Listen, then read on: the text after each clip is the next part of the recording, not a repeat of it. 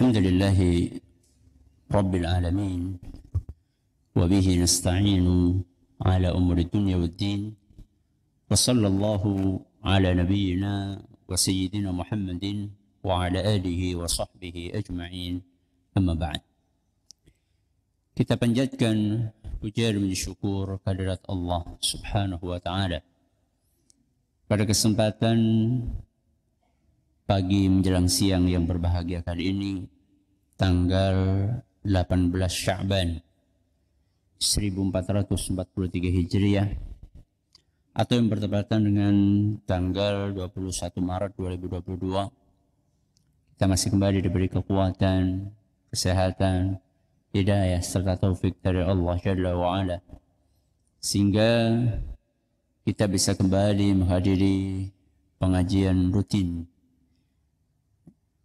Senin pagi di Masjid Manarul Ilmi di Komplek Pondok Pesantren Tunas Ilmu di Desa Kedung Buluh Purbalingga ini. Kita berharap semoga Allah Azza wa Jalla berkenan untuk melimpahkan kepada kita semuanya ilmu yang bermanfaat, sehingga bisa kita amalkan sebagai bekal untuk menghadap kepada Allah Jalla wa'ala. Allahumma amin. Salam dan salam semoga senantiasa tercurahkan kepada junjungan kita Nabi Agung Muhammad sallallahu alaihi wasallam, kepada keluarganya, sahabatnya, dan umatnya yang setia mengikuti tuntunannya hingga akhir nanti. Ibu-ibu yang kami hormati dan juga segenap pendengar serta pemirsa yang dirahmati oleh Allah Azza wa Jalla, alhamdulillah kita bisa kembali mengikuti kajian fikih pendidikan anak. Kali ini memasuki serial nomor 162, akan mengangkat tema khitan, syariat, dan manfaat. Salah satu syariat Islam yang sangat istimewa dan banyak manfaatnya, dan seluruh syariat Islam itu istimewa dan bermanfaat, adalah khitan, yang biasa diistilahkan oleh orang Indonesia juga dengan istilah sunat. Ya, kenapa Bu? Sunat. Ya. Tapi yang ada dalam istilah agama kita adalah khitan atau al-ikhtitan. Perlu kita fahami bahwa Islam itu nggak pernah nyuruh umatnya melakukan sesuatu kalau tidak ada manfaatnya. Kenapa Bu? Islam tidak pernah menyuruh umatnya melakukan sesuatu kalau tidak ada manfaatnya. Entah itu manfaat yang sifatnya duniawi atau manfaatnya yang sifatnya ukhrawi. Ya. Cuman kadang-kadang ada di antara kita yang belum paham. Belum pahamnya sebagian dari kita itu bukan berarti tidak ada manfaatnya.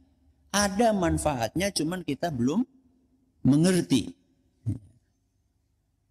Jadi jangan kemudian yang disalahkan syariatnya karena kita nggak paham. Tapi yang salah adalah keterbatasan pemahaman kita. Jadi salah satu syariat Islam yang sangat istimewa dan banyak manfaatnya adalah khitan. Apa itu khitan? Ya. Khitan itu artinya adalah memotong kulit yang menutupi kepala kemaluan seorang pria. Ini kita bicara khitan untuk laki-laki dulu. Ya. Baru nanti di akhir kita bahas khitan untuk wanita.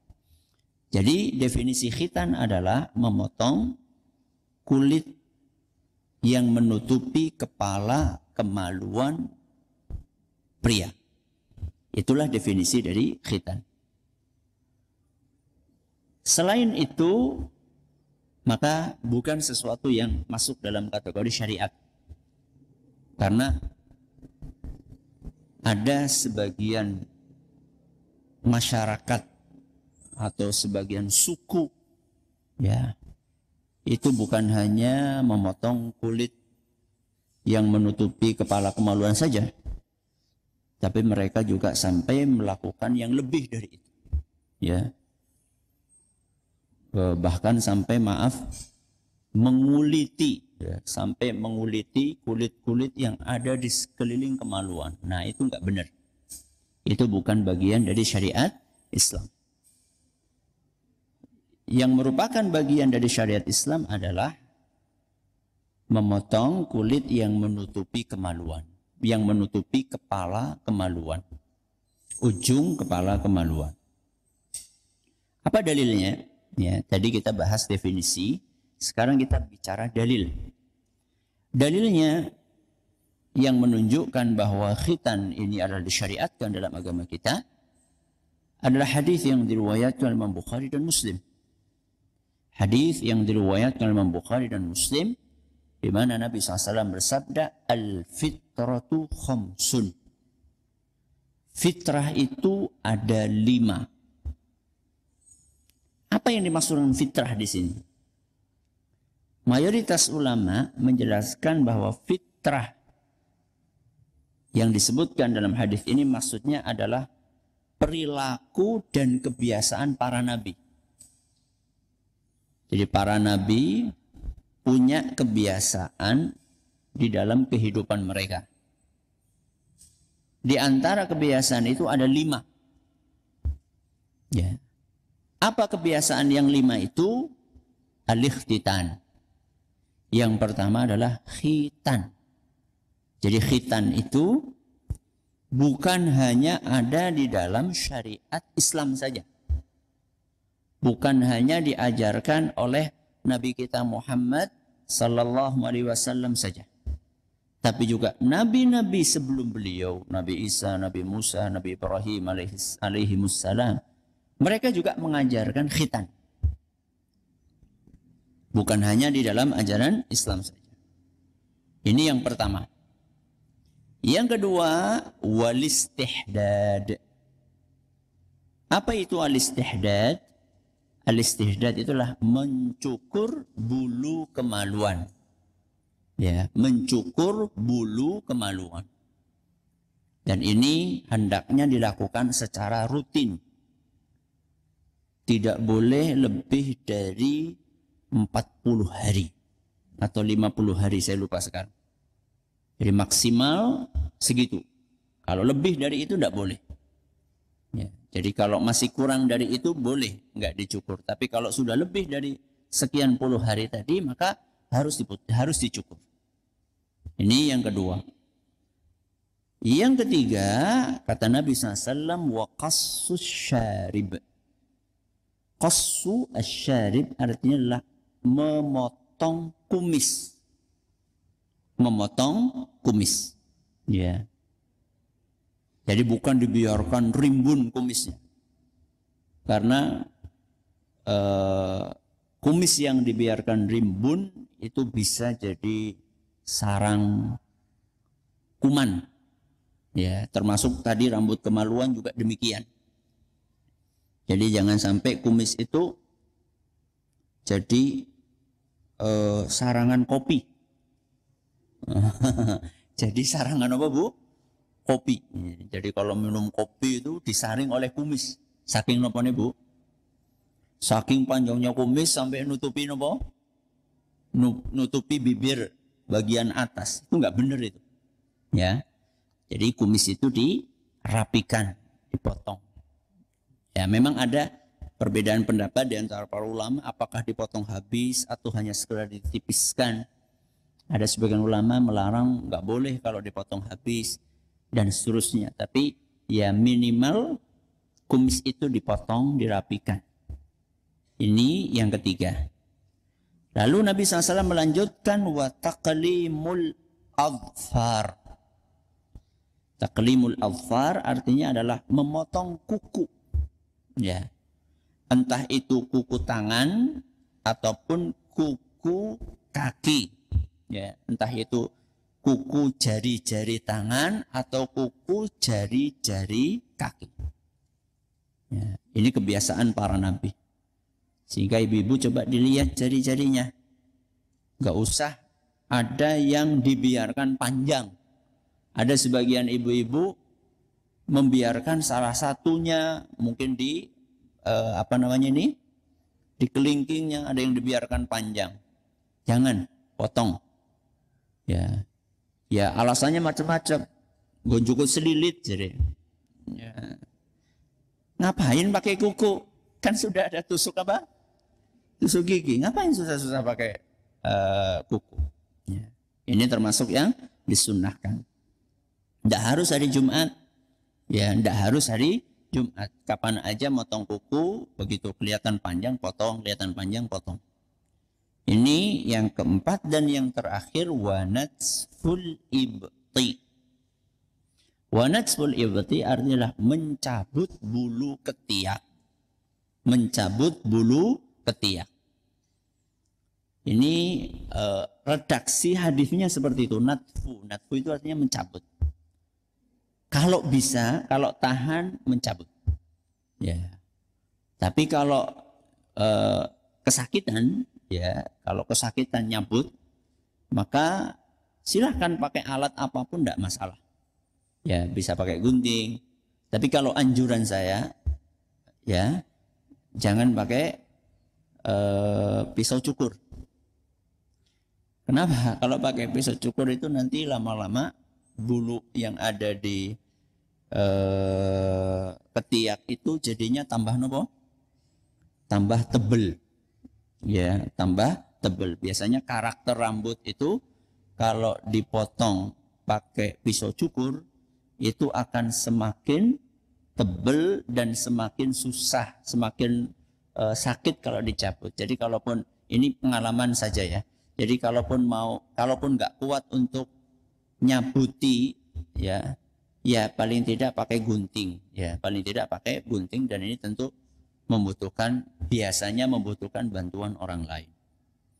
Kalau kita perhatikan ibu-ibu, dari 5 kebiasaan para nabi ini, semuanya mengarah kepada kebersihan dan kesucian.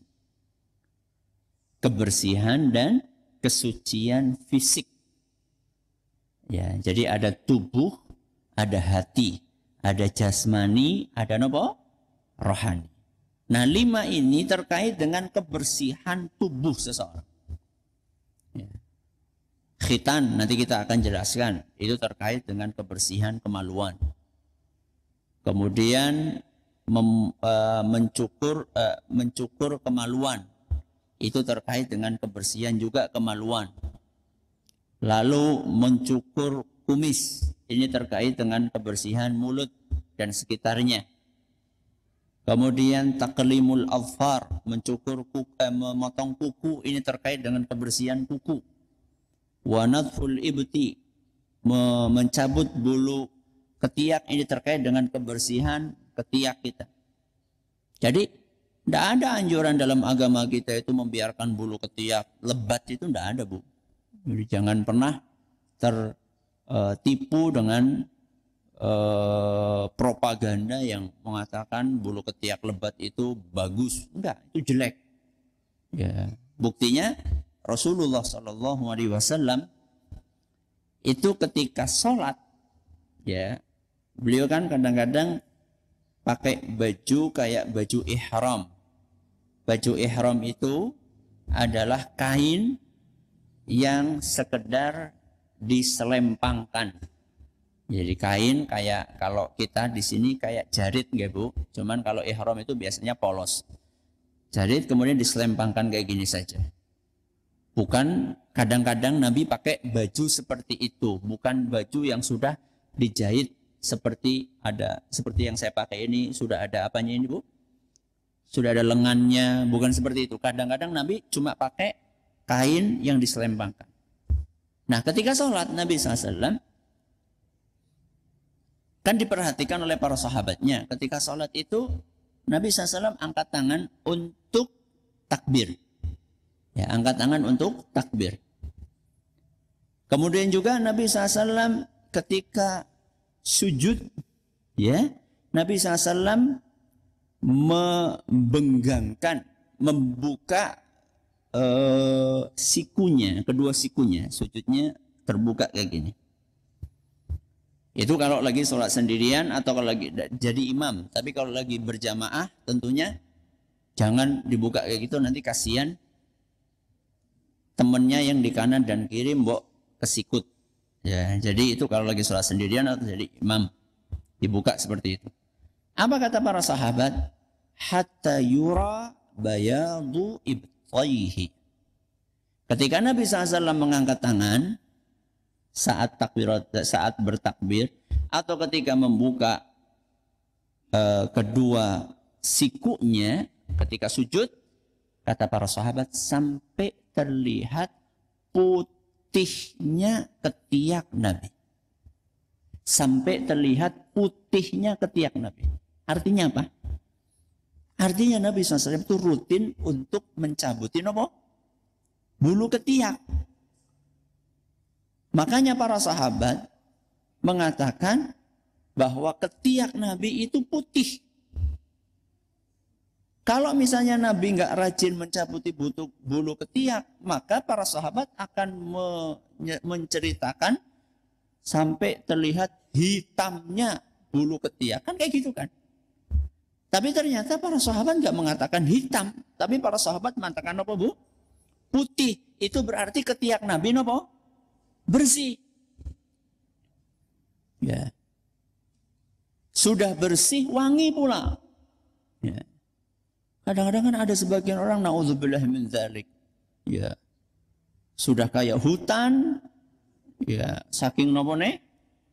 Saking lebatnya ambune orang ampun-ampun.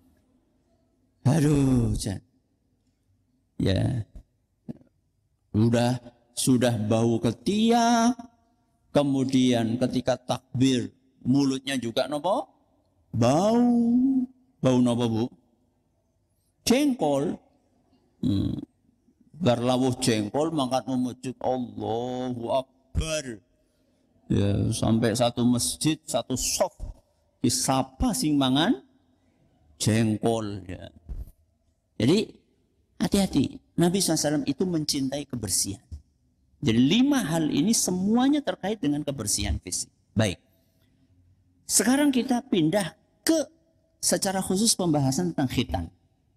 Tadi saya sudah sampaikan bahwa khitan itu adalah salah satu syariat yang memiliki manfaat banyak.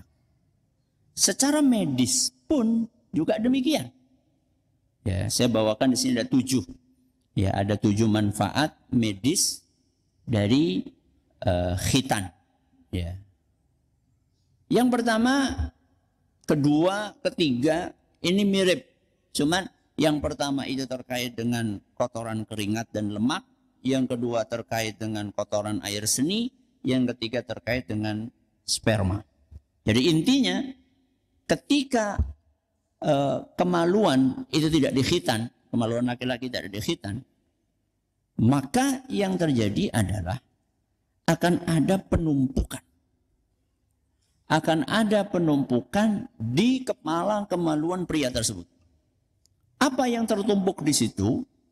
Keringat tertumpuk di situ. Kemudian sisa air seni tertumpuk di situ, tersisa di situ. Kemudian juga, sperma juga tersisa di situ. Apa jadinya? Ketika kotoran-kotoran itu menumpuk di satu tempat. Keringat ada, lemak ada, air seni ada, kemudian sperma ada. Sudah, itu menjadi sumber penyakit. Ya. Makanya sering ada radang, ada alergi, ada infeksi, ada iritasi. Ya. Bahkan sampai level penyempitan. Ya. Mau pipis sakit karena ketutupan kotoran dan seterusnya. Nah, ini semuanya hal-hal yang tidak menyenangkan ini semua bisa dihindari, bisa diatasi ketika dilakukan pemotongan. Ya, ketika dilakukan pemotongan kulit yang menutupi ujung kemaluan pria, dan inilah yang dinamakan dengan khitan. Ya. Adapun yang keempat, yang kelima, yang keenam, yang ketujuh, ya, ini terkait dengan manfaat yang bisa diambil dalam hubungan biologis antara suami dengan istri. Dan juga manfaat yang diambil oleh istri. Kenapa demikian? Karena ketika suaminya itu penyakitan, ya, kemudian dia berhubungan biologis dengan istrinya yang mungkin sehat. Apa yang terjadi, Bu? Ada penularan apa? Penyakit. Dari siapa ke siapa? Dari suami ke istri. Ya. Sehingga merugikan jadinya. Ya. Istrinya yang awalnya nggak punya penyakit kulit, bahkan sampai level di sini kanker rahim, gara-gara suaminya penyakitan, kemudian berhubungan biologis dengan istrinya, akhirnya istrinya ketularan. Kenapa? Karena suaminya bawa tumpukan kotoran. Ya tadi sudah saya sampaikan, kotoran air seni, kemudian kotoran keringat, lemak, kemudian sisa sperma. Sudah numpuk kayak gitu, kemudian melakukan hubungan dengan istrinya, akhirnya istrinya tertular. Yang rugi bukan hanya suami, termasuk juga istrinya rugi. Dan ini semua bisa dihindari dengan izin Allah. Salah satunya adalah dengan cara khitan. Dah, ini manfaatnya. Sekarang kita bicara waktunya. Kapan dianjurkan melakukan khitan? Kata para ulama, semakin anak masih kecil, semakin bagus. Semakin anak masih kecil, semakin bagus dilakukan khitan tersebut. Kenapa demikian? Karena lebih ringan untuk anak. Satu, lebih ringan untuk anak. Dan juga ringan untuk orang tuanya. Coba perhatikan, anak-anak yang misalnya belum bisa tengkurap, baru bisa apa, Bu? Baru bisa terlentang, baru bisa melumah. Kalau disunat, itu nggak terlalu repot dibandingkan kalau anak sudah bisa tengkurap. Ya, bayangkan, Bu, baru disunat bocah tengkurap kepriwe jajal. Ya, itu kan kasihan banget. Ya. Maka semakin anak kecil, ya, semakin usianya masih muda, itu semakin bagus untuk disunat. Karena apa? Karena ringan buat anak. Dan biasanya, subhanallah, lebih cepat sembuh. Lebih cepat apa, Bu? Sembuh. Lebih cepat sembuh. Paling ya kita susahnya paling ketika anak pipis tur gitu ya. Tahu-tahu lagi tidur ada pancuran gitu ya. Paling itu saja. Itu pun paling semalam, 2 malam. Besoknya anaknya sudah, lukanya sudah kering. Ya. Dan biasanya ketika anak itu masih kecil, itu biasanya lebih cepat sembuh dibandingkan anak itu semakin besar. Ya. Jadi kenapa lebih bagus semakin kecil usia anak untuk disunat? Karena lebih ringan buat anak. Yang kedua, agar anak itu tumbuh, berkembang dalam kondisi sempurna. Jadi sejak kecil, anak itu sudah terbiasa untuk istinja dengan sempurna. Istinja ini apa, Bu? Bu? Istinja, apa istinja? Wawik. Napa, Bu? Wawik sih bahasa Indonesia ini napa, Bu? Cebok, maaf. Ya, cebok. Ya, cebok dengan sempurna. Kenapa? Karena dari kecil sudah terbiasa dia. Ketika pipis disiram, bersih. Berbeda ketika anak itu belum disunat dari kecil. Ya. Sehingga pipisnya sering tersisa di situ. Dari kecil tidak berkembang dalam kondisi yang sempurna. Ini keuntungannya. Bahkan dalam sebuah hadis disebutkan, ya, walaupun hadis ini masih diperselisihkan oleh para ulama tentang kesahihannya, kata Jabir radhiyallahu anhu anna Rasulullah SAW aqqa 'anil Hasani wal Husaini wa khatanahuma li 7 ayyam. Sesungguhnya Rasulullah SAW mengakikahi Al-Hasan dan Al-Husain. Sinten Bu Al-Hasan dan Al-Husain? Cucu Nabi SAW dari putri beliau sinten? Fatimah. Suaminya siapa? Ali bin Abi Thalib. Nabi SAW mengakikahi Hasan dan Husain serta mengkhitan keduanya di hari ke-7. Berarti bareng sama apa Bu? Bareng sama akikah. Hadis riwayat Tabarani dalam kitab Al-Mu'jamus Shaghir. Cuman para ulama berbeda pendapat. Hadis ini tuh levelnya apa? Menurut Imam Al-Iraqi isnadnya lemah. Menurut Syekh Al-Albani ada hadis lain yang bisa menguatkan hadis ini. Intinya hadis ini masih dipersisikan kesahihannya. Tapi intinya apa? Intinya hadis ini menunjukkan bahwa semakin gasik semakin baik. Semakin gasik semakin baik. Ustaz, urung ana duit nggo barang gawe. Ya ora kudu barang gawe. Enggak ada duit, belum ada duit untuk syukuran Ustaz, bikin walimah. Ndak harus. Ya. Jangan sampai gara-gara belum ada duit untuk syukuran akhirnya nunggu sampai SMP. Waduh, kasihan banget itu Bu. Udah SMP baru sunat. Ya, kasihan. Ya, jangan seperti itu. Malah ada sudah terlanjur barang gawe, malah bocah melayu. Ya, sudah rame-rame nih, sudah ngundang orang, amplope wis oli akeh, malah bocah urung napa? Urung sunat. Kenapa? Lari. Coba kalau masih kecil, ya belum bisa lari kan, baru bisa tiduran. Ya, alhamdulillah anak saya 4-4-nya sudah sunat dan gak ada rame-rame. Ngapain rame-rame? Kalaupun mau ngadain tidak apa-apa, yang penting tidak ada acara-acara yang menyelisih syariat, itu hukumnya mubah. Tapi tidak harus rame-rame, itu tidak harus. Ya, apalagi terkait dengan masalah sunat. Kalau menikah, iya. Kalau menikah memang disyariatkan untuk rame-rame melakukan walimah. Baik. Nah, kalau memang tidak memungkinkan, ya ada sebagian bayi nggak memungkinkan untuk disunat di waktu kecil. Ya. Tapi juga ada sebagian bayi yang dianjurkan untuk disunat ketika waktu kecil. Istilah sebagian dokter itu karena bayinya kemaluannya itu butun. Ya, butun itu tutupnya itu merekat, nempel di di kepala kemaluannya.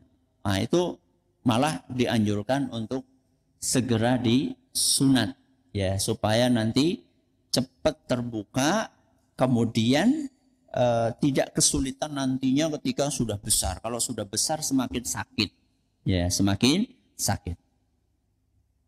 Nanti kalau nangis gimana Ustaz? Biasa nangis kok. Haus juga nangis, lapar juga napa? Nangis, ngompol juga nangis. Biasa, namanya bayi nangis itu biasa. Ya, yang penting nangisnya bukan karena penyiksaan. Ya, karena menjalankan ajaran agama ya enggak masalah disunat nangis, toh juga nangisnya enggak terus-terusan. Sudah. Nah, kalau memang ketika kecilnya enggak bisa disunat, maka maksimal pol adalah balik. Ketika anak balik. Jadi kalau anak sudah balik maka harus sunat. Ya. Harus napa Bu? Sunat. Ya. Kenapa demikian? Karena sunat atau khitan itu bagian dari ajaran agama. Dan kalau anak atau manusia sudah balik, maka dia sudah terbebani syariat agama. Apalagi nanti dia harus wudu, dia harus istinja dengan baik karena habis itu dia mau sholat. Nah, kalau misalnya nanti masih menyimpan najis, gimana di kemaluannya, nggak bersih total. Sehingga ada sebagian ulama Bu sampai mengatakan Kalau belum sunat itu nggak boleh azan, ya, nggak boleh ngimami dan seterusnya. Sampai ada seperti itu sebagian ulama. Ini dalam rangka untuk memotivasi kita untuk segera menyunat anak kita. Dah. Sekarang kita bicara hukum. Ya, sekarang kita bicara hukum. Apa hukumnya? Ada hukum khitan untuk pria, ada hukum khitan untuk wanita. Ada hukum khitan untuk pria, ada hukum khitan untuk wanita. Kalau pria, ya, kalau pria maka mayoritas ulama mengatakan wajib. Mayoritas ulama mengatakan apa, Bu? Wajib. Ya. Salah satu alasan mereka adalah hadis yang tadi disampaikan di depan, tadi di atas. Kemudian salah satu alasan mereka adalah karena kemaluan itu saat orang mau sholat harus bersih, harus suci. Ya, nggak boleh menyimpan najis, ya, nggak boleh menempel najis di situ. Dan yang namanya suci tubuh sebelum sholat itulah syarat supaya sholat sah. Nah, bagaimana sholat seorang akan dianggap sah kalau misalnya masih membawa najis di tubuhnya, ya, nempel di tubuhnya. Maka kata mereka ketika balik karena dia sudah wajib sholat maka juga wajib untuk suci, ya, suci kemaluannya, suci pakaiannya, suci tempat sholatnya dan seterusnya. Ini di antara argumen mereka. Nah, sekarang kita pindah. Kalau tadi kan hukum khitan untuk laki-laki. Hukumnya apa, Bu? Wajib menurut mayoritas ulama. Nah, kalau wanita hukumnya apa? Wanita sunat hukumnya dianjurkan. Ya, bukan wajib, tapi apa, Bu? Dianjurkan. Caranya bagaimana? Caranya dengan memotong sedikit, ya, dari kemaluan wanita yang bernama klitoris, ya, dipotong sedikit di situ. Bukan semuanya, juga nggak dibiarkan. Ya. Kalau dibiarkan kurang baik, kalau dipotong semuanya juga tidak baik buat wanita. Maka dipotong sedikit, dikurangi sedikit. Rasulullah SAW bersabda, la tanhiki. Nabi SAW ngasih tahu kepada tukang khitan wanita di zaman itu, di zaman beliau. La tanhiki, artinya jangan dipotong sampai habis. Kenapa demikian? Fa inna dzalika ahdha lil mar'ati wa ahabbu ilal ba'li. Karena ketika tidak dipotong habis, ya, cuma dipotong sebagian, itu lebih bermanfaat untuk wanitanya dan lebih disukai oleh suaminya. Hadis riwayat Abu Dawud. Hadis ini juga masih dibersihkan oleh para ulama. Menurut sebagian ulama seperti Imam Abu Dawud, hadis ini nggak kuat. Ya, laisa bil qawi, nggak kuat. Tapi menurut Syekh Al-Albani hadis ini sahih. Jadi inilah pembahasan tentang hukum khitan yang disyariatkan di dalam agama kita berikut dengan manfaat-manfaatnya. Wallahu a'lam bishawab. Kalau ada pertanyaan monggo. Baik, terima kasih Ustaz. Jazakumullah khairan atas materi yang telah disampaikan. Akan kami bacakan beberapa pertanyaan yang telah masuk. Pertanyaan pertama, Assalamualaikum warahmatullahi wabarakatuh Ustaz. Waalaikumsalam warahmatullahi wabarakatuh. Afwan Ustaz izin bertanya, bagaimana caranya anak yang tidak mau disunat sedangkan umurnya sudah dewasa Ustaz? Silakan. Bagaimana caranya agar anak mau disunat padahal umurnya udah dewasa? Caranya diiming-imingi, dibujuk, didoain, ya. Kemudian dijanjiin apa, ya. Kemudian juga bisa minta tolong ke ahli sunat yang katanya bisa menyunat tanpa ada rasa sakit, ya. Walaupun mungkin harus pakai bius lokal misalnya, ya, supaya tidak terlalu sakit, bisa. Ya, jadi dengan berbagai cara tentunya dibujuk, kemudian dijelaskan manfaatnya, disadarkan pentingnya, Kemudian bisa jadi anak itu nggak mau sunat karena pernah mendengar cerita, ya, pernah mendengar cerita tentang dahsyatnya sunat misalnya. Nah ini perlu diluruskan yang seperti itu. Cerita antah berantah yang nggak jelas itu perlu dijelaskan. Tapi juga jangan kemudian mengatakan nggak apa-apa, cuma kayak di gigit semut, enggak, lebih sakit. Jadi juga jangan kayak gitu, digigit semut, semut berapa? Semut 10 apa semut apa? Enggak, juga jangan membohongi juga, tapi juga jangan berlebihan. Jadi ya jelaskan secara wajar. Iya sakit, tapi kan sakit ini ada manfaatnya nantinya dan enggak lama sakitnya, dijelaskan. Ya sambil didoakan, didoakan. Ya. Baik, terima kasih Ustaz. Jazakallah khairan atas jawabannya. Pertanyaan berikutnya, Assalamualaikum Ustaz. Waalaikumsalam. Dua pertanyaan yang senada Ustaz.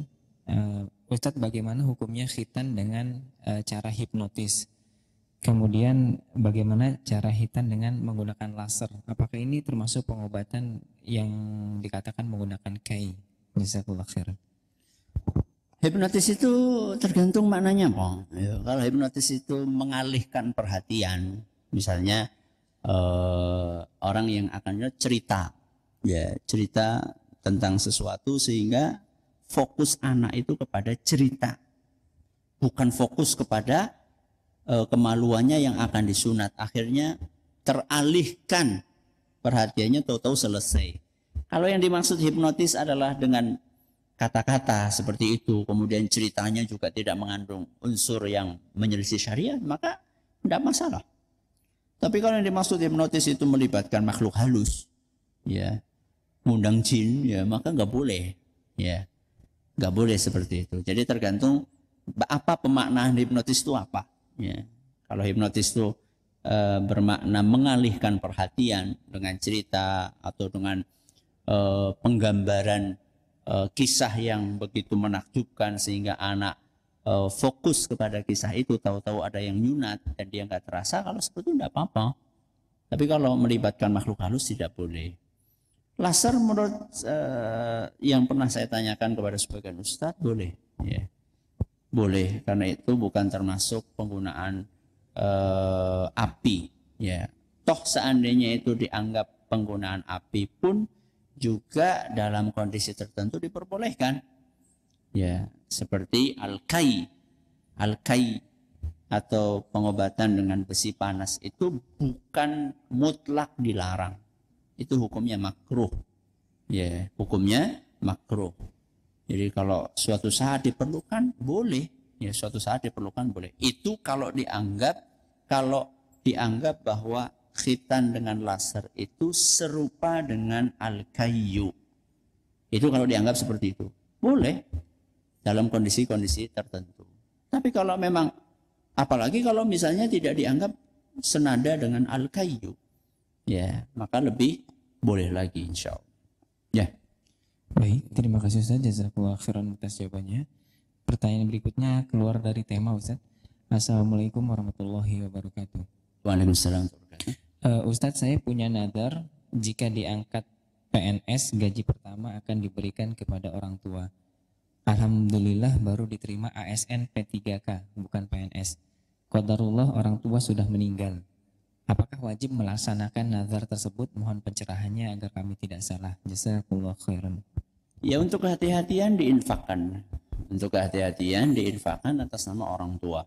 Ya, atas nama orang tua. Mudah-mudahan itu bisa menggugurkan nazar tadi. Ya, mudah-mudahan itu bisa menggugurkan nazar tadi. Dan juga insya Allah jadi sedekah jariyah. Ya, insya Allah jadi sedekah jariyah untuk orang tua. Ya. Baik, terima kasih jazakallah khairan atas jawabannya. Pertanyaan berikutnya, Assalamualaikum Ustaz.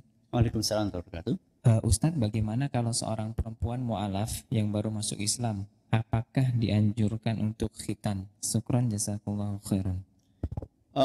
Kalau sudah dewasa, ya, kemudian juga sulit untuk mencari orang yang ahli, ya, karena itu nggak bisa sembarangan, ya, nggak bisa sembarangan.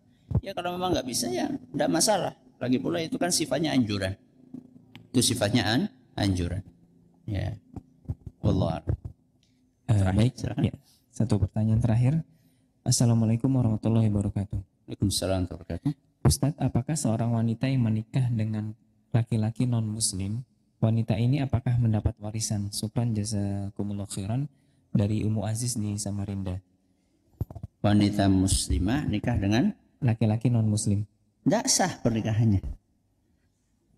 Wanita muslimah nikah dengan laki-laki non-muslim.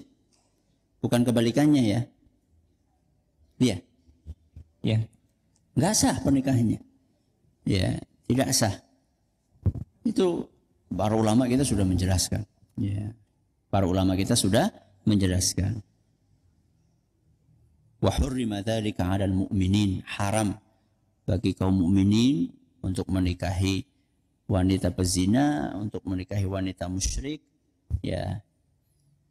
Kemudian juga laki-laki wanita menikahi laki-laki pezina, wanita muslimah menikahi laki-laki pezina, dan juga menikahi laki-laki musyrik. Tidak boleh, ya, tidak boleh. Satu-satunya yang diperbolehkan dalam agama kita, beda agama, itu adalah laki-laki muslim menikahi wanita ahlul kitab, menikahi wanita ahlul kitab, Yahudi atau Nasrani. Itu pun tidak dianjurkan, itu hanya dibolehkan saja. Ya. Dengan syarat wanita ahlul kitabnya itu wanita baik-baik. Ya. Jadi syaratnya ketat. Enggak dianjurkan tapi diperbolehkan. Adapun dibalik maka enggak. Ya, adapun dibalik maka tidak. Nah, nikahnya tidak sah, bagaimana mau bagi waris? Ya. Nikahnya tidak sah, bagaimana mau bagi waris? Wallahu a'lam bishawab. Mudah-mudahan bermanfaat untuk kita semuanya. Kita akhir dengan doa kafaratul majlis. Subhanakallahumma bihamdika asyhadu an la ilaha illa anta astaghfiruka wa atubu ilaik. Assalamualaikum warahmatullahi wabarakatuh.